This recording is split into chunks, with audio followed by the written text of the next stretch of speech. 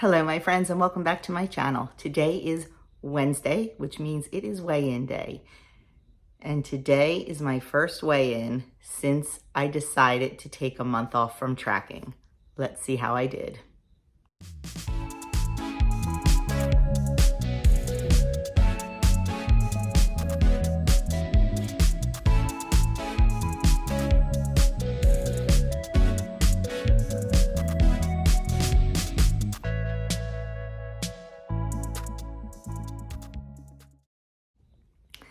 So if you don't know what I'm talking about, I had a video that went out yesterday, which was Tuesday, the 24th of October.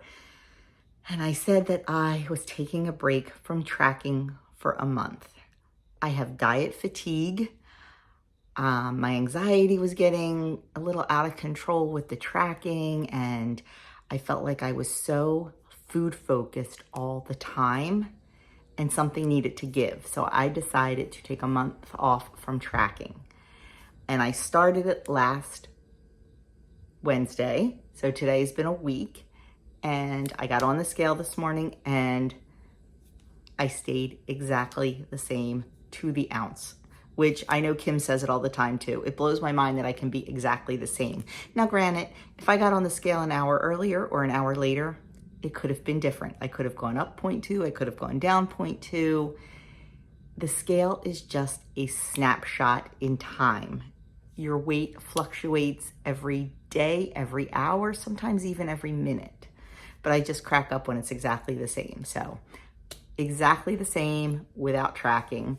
Now, do I want to see the scale go down a little bit? Of course I do, don't we all?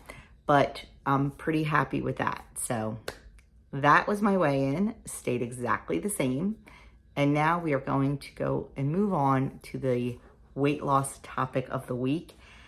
And now, I've said it before, I'm gonna say it again. I do not look at this until I open it to talk to you guys. I do not watch anyone's video that goes over it. I want to see it with completely fresh eyes. So I opened it up, I saw this, and I thought, oh, it's gonna be a good one. So let's see. The topic is your way of eating sustainable? 6 steps to find out. Now, I'm gonna preface this, I haven't read anything yet. I'm gonna preface this with, when I started WW back in 2018, I thought for sure the way I was working the program, the way I was eating, the way I was living was completely sustainable. There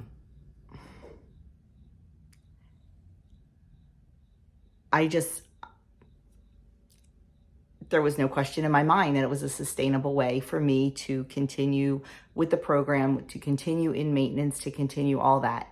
Not a doubt in my mind. Well, then things started to change a little bit and I realized what I was doing was not sustainable. So that is why I am so excited to read this. So let's get going and see what they have to say. The perfect diet, it doesn't exist. What does work for weight loss? Finding an eating pattern you can stick with long term. To get started, think about what you ate last week and then take this quiz. Try this. Yes or no, I ate things I enjoyed. Number 2, all foods were on the menu, yes or no. Number 3, I was able to stick to my weight loss or health goals, yes or no. Number 4, I could be social and go to events, yes or no. Number 5, I was able to eat the same meals as family and friends, yes or no. And number 6, it was easy to find my food at local stores, yes or no.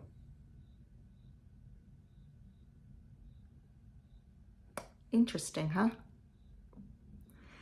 If you answered mostly yes and think you can maintain this eating pattern, great. Go on to your next step. Think about what you need to do to keep it up. If you answered mostly no, or you aren't sure if you can do this long term, that's okay. Your next step will brainstorm a way to turn each no into a yes. I'm going to just pause here for a minute, just in case there's people that don't know of my journey. I'm going to just go over it really, really quickly. So in September of 2018, I saw a picture of myself that completely blew my mind. I looked like a linebacker, and I had a minor health scare. That's what propelled me, plus a couple other things, into a weight loss program, into Weight Watchers. I committed 100%, and I went to Weight Watchers, and I lost 65 pounds in 9, 10 months. I completely changed the way I was eating, and at the time I thought that was a good thing, and I look back and realized that it probably wasn't. We ate a pretty good whole foods diet before, because I have always been a pretty much cook from scratch kind of girl. And I changed all that, and I went to all the fat-frees and the sugar-frees and the reduced fat and the light and things like that. The weight melted off, my friends. I told you, I lost 65 pounds in 9, 10 months. And I was okay with, that lifestyle for about 2 years. And then, I started just having some weird little things, like my knees hurt a lot, and my joints hurt a lot. And I started doing some research and realized that for me, not for everyone, for me, I may have lost the weight, but I was damaging my health with the foods that I was eating. When I started really diving into ingredients and things like that, I realized what I was fueling my body with was not good. Yeah, I kept the weight off and maintained it very easily, but at what cost to me? Now, this does not apply to everyone. Everyone's journey is different. But when I started with, just the joint pain and the knee pain and the not feeling so perfect all the time, and I started looking into what could be causing that, and one of the big things was inflammatory oils. And I was using a lot of canola oil and things like that, and a lot of light butter and spray butter. And as I started researching what was in those and what, the chemicals and this and that, is when I started to make some changes. Because I realized that this was more than just a weight loss journey. It became a health journey, and I was not doing what was best for my body in a healthy way. And that was the processed foods and things like that. So I started cleaning up my diet. So for me, how I lost the weight was definitely not sustainable. So I had to come up with a new way. And that was switching back to all whole foods and just limiting. Before, I could use a 1/4 cup of butter in a recipe when I was using the light butter. Well, I'm not using a 1/4 cup of butter, real butter, in a recipe. I'm using maybe a tablespoon or 2. So I needed to learn to adjust to use those whole foods. I also made a switch from counting points to counting calories because of the whole foods.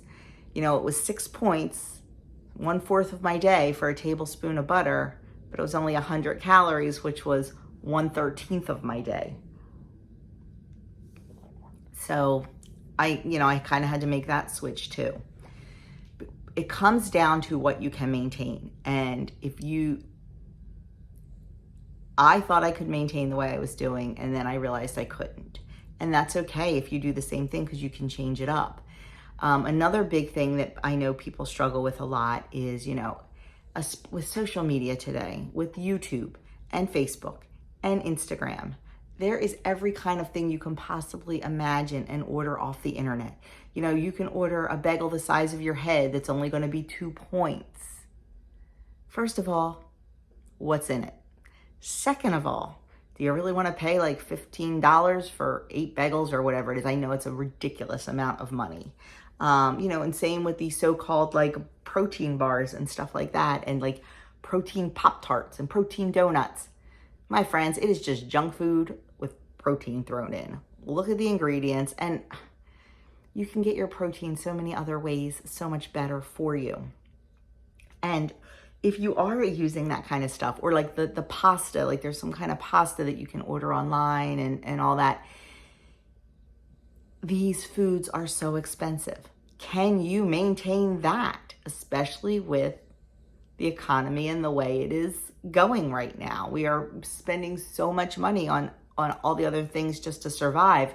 Can we justify spending $15 on 6 or 8 bagels? If you can, that's great. I couldn't.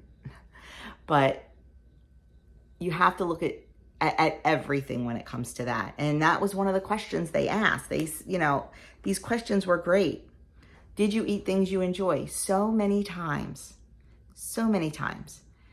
I see, like, on Facebook groups and stuff, like, oh, well, I hate eggs, but I choke them down every morning because they're 0 points.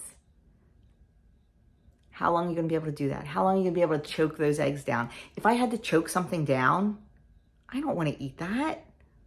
No. I'm not going to waste time eating something I don't enjoy just because it's 0 points. That's like me saying, oh, I'm adding beans to everything because they're 0 points. You know how I feel about beans.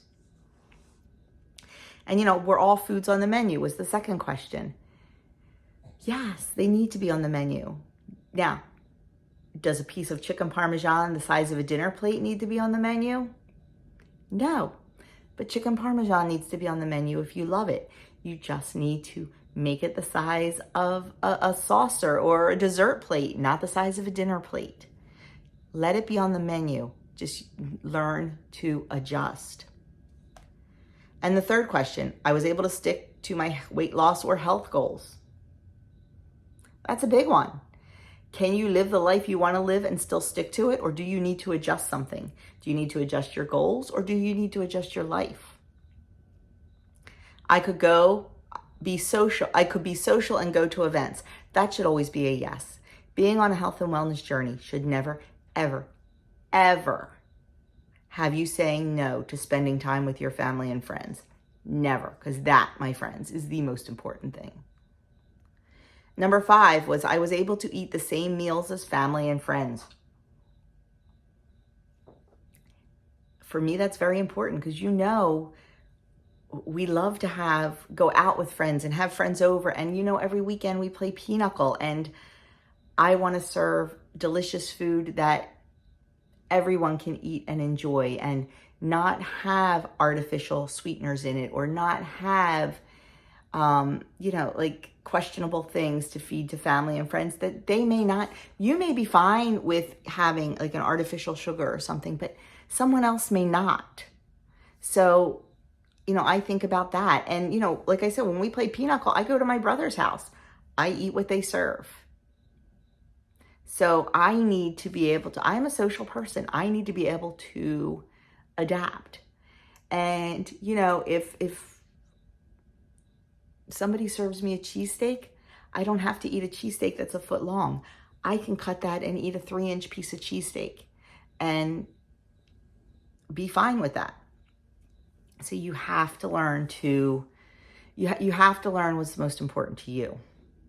And then it says number 6, it was easy to find my food at local stores. This goes back to ordering all that food on the internet, which I kind of laugh at because I order my food on the internet. That we get most of our groceries through a co-op out in Oregon. I order, and then once a month there's a drop that they bring them to. But I do that because I can order in bulk. I can get organic old-fashioned oats in the regular grocery store. I can get grass-fed organic butter in a regular grocery store. I can get, wheat berries at my local Amish store or whatever. I choose to order from there so I can order in bulk. So there's a little bit of a difference, but I did find that a little bit funny. But, if you have to order these 2-point bagels, or protein Pop-Tarts and things like that. If you can't just go to the local store and buy something, that can become a burden sometimes. Waiting for food to come, and it's so much more expensive and things like that. So, you just need to decide what you want to do. So it says 4 questions to help make your eating more sustainable. How can you incorporate a favorite food or 2 into your week? Well, I know I do. Well, more like a month. Like, you know what my kryptonite is. If you watch me, you know ice cream is my kryptonite. And in the next town over, there is an ice cream store that makes all their ice cream homemade with beautiful cream from grass-fed cows, and it's wonderful. And once a month, maybe sometimes twice a month in the summer, it all depends, I fit it in. I make sacrifices in other places. You know, I have the lower calorie breakfast, or I have a lower calorie lunch, or I have a lower calorie dinner, whatever. I work it so I can fit that in. It takes a little bit of planning, and it takes sometimes a little bit of sacrifice, but I'm willing to sacrifice, for some ice cream sometimes. So you have to learn how to incorporate those foods in to have a sustainable lifestyle. Because I'm sorry, my friends, in no world am I never eating ice cream again, or I'm never eating good ice cream again. I don't want this crap that you can buy, that's got, they call it ice cream and there's no cream in it. I know what I like, and I want to be able to fit it in, because that is what's going to make this eating pattern sustainable for me. I'm not going to eat it every day. I'm not going to eat it every week, but I am going to eat it. The same with like pizza. Yeah, I could make pizza on a tortilla or a naan bread or whatever, but it's not what I want. I love pizza. I live in Jersey, where there's a pizza place on every corner. And I'm not talking Papa John's and Domino's. I'm talking a mom and pop, crushed your own, make the dough in-store pizza place. And there is no way I'm giving that up. I learned to fit it in. Back in the day, I used to eat 3 slices of pizza. Now I look and go, how the heck did I do that? Now I'll eat 1 slice with a side salad. Or maybe if I'm feeling a little bit, I'll have 2 slices.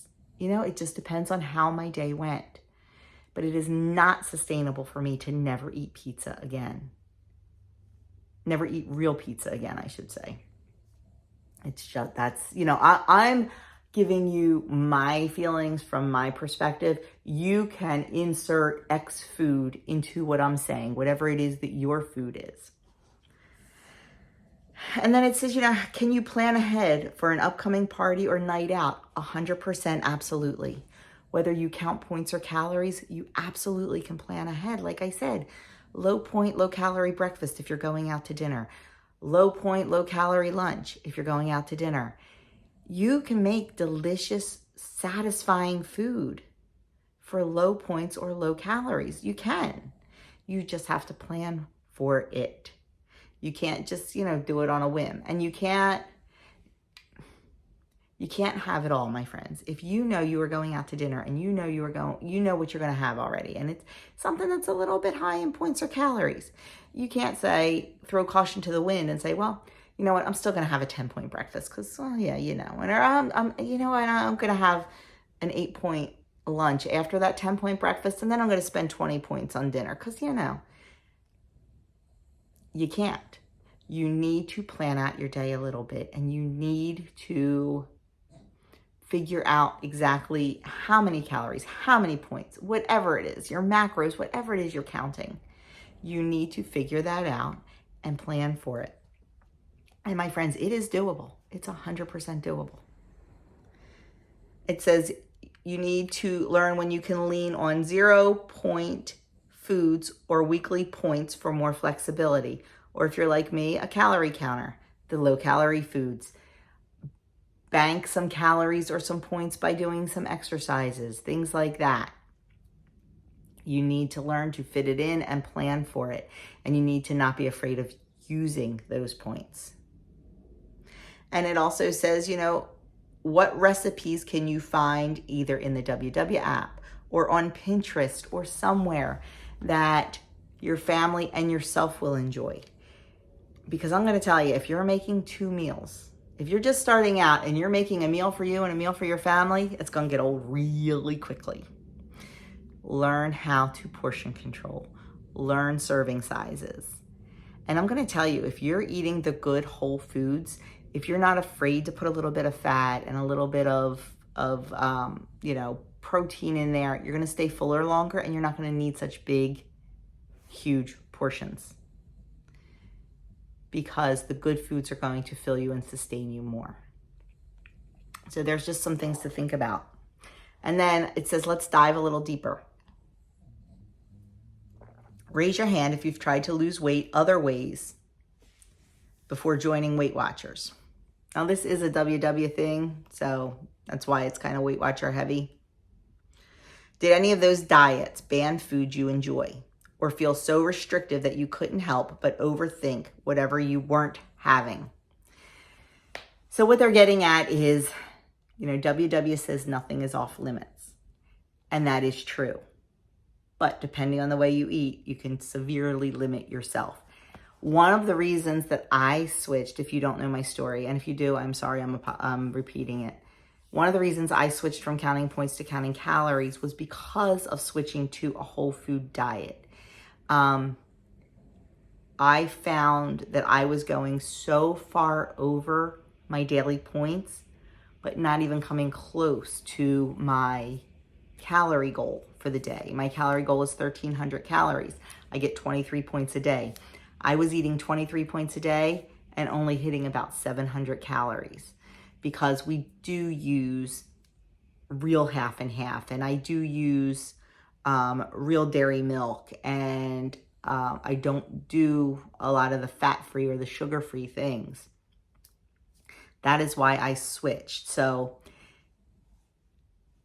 But I've never done like the keto or the Atkins or the South Beach or like any of those type things. And I understand what they're getting at. They're getting at when you take an entire food group out of your life, they say it is not sustainable for a lot of people. Now, I know for a lot of people it is. A lot of people have cut the carbs and never looked back. For me, I don't think it would be sustainable, but I don't know because I've never tried it. I do try limiting my carbs. Like if I'm having a breakfast sandwich for breakfast and I know I'm going to have one of my homemade English muffins or my homemade bagels, I will never plan a sandwich for lunch and something bready for dinner. So I try to limit it that way. Every Thursday we have soup for dinner and I make homemade bread. I guarantee on Thursday I'm not having like pancakes or a bagel or an English muffin or something like that. So I try to, I don't cut things out completely, but I do limit them. I do. And for me, that's what works. And for some people, it wouldn't work limiting. They do cut out. And like I said, I know people that have lived the life for years and they're doing fine with it. For me, it would not be sustainable. So they're saying that research shows the most successful approach to eating is one you can stick with long term. And for most people, that means flexibility and livability, not restriction. Face it, my friends, if you are on a weight loss journey, there's always going to be restriction. It may not be in the type of food you eat, but it's going to be in the amount of food you eat or when you eat it or things like that. So there's always going to be restriction and you're going to have to live with that. You just need to decide what you want that restriction to be. For me, personally, I want that restriction to be amounts. I want to control the amount of food I am eating, the amount of ingredients I am using in said food. Like I said before, instead of using a quarter cup of butter, I'll use a tablespoon or two in a recipe. And more than likely, it's more than enough. I have found that big time. So there's always going to be a restriction. You just have to decide which restriction you want to do. And guess what? There is no wrong answer. Whatever works for you. I've said that a million times. We are not all the same. We are not all alike. You have to do what works for you in the end. So it says, in other words, a pattern of eating that includes nutritious foods that you enjoy and keep you on track, plus wiggle room to account for things that influence your food choices, your environment, your social situation, your culture, and more. And that is 100% true. Outside influences definitely change up the way we eat sometimes. I know I eat much different at a party than I do at home. I'll admit it. I'm not afraid to admit it. I'm not perfect. Yeah, because at home, I'm not having dessert, but at a party, I am. At home during the week, I'm not having dessert, but on pinochle night, I am. So different situations definitely change the way we eat. And we have to learn to go with the flow and be adaptable to them. And everybody's adaptable could be different. It could be different. It says, with so many things influencing eating behaviors, finding what works for you may not be easy. And as anyone who has accidentally gone over their points or calories knows, you might not get it right all of the time. That's normal. This is a journey. Just keep making room for what matters to you, and success is more likely to follow. Everyone's journey is going to be different. Everyone's journey is not going to look the same. You can get hints and tricks and ideas from other people, but I guarantee you're not going to have the exact same everything as someone else. When it comes to YouTube and Instagram and Facebook, take what you want and leave the rest behind, and that's okay. I know people think I'm crazy for the way we eat. I know, I know that. And that's okay. If I can convince one or two people to ditch the seed oils or ditch the products that have high fructose corn syrup in them or ditch the artificial sweeteners, I'm happy with that. If I can convince one person out of 15,000, I'm happy with that. If I can't, and if that's what you need in your life, guess what? I'm happy with that too, and I will still support you. It may not be what I want for my life and my health, but I'll still support you in what you need to do for you. Just don't stop researching, don't stop learning, and don't stop trying to do just a little bit better for yourself and for your family and for everybody around you. Just remember that a lot of the ingredients that we see in our food in the United States are banned in other countries. Banned. And some of them need a warning. If they are allowed to use them, they need a warning label. Yeah. We are doing an injustice to our children, our grandchildren, and the generations that follow in what we call food. But I'm not getting into that now because you know how I feel about it. It is what it is. But just remember that no matter what you do, I'm here to support you, and I will do the best I can to give you that support you need and be your cheerleader. I promise you that. That is my promise to you. So my friends, that is it. Sustainability. It's what it's all about. Make sure you can do it for the long haul because this is a marathon and not a sprint. It got long. I'm going to leave a couple videos right here. Like, comment, subscribe, share, do all the things for me, please, my friends. And I will talk to you all in my next video.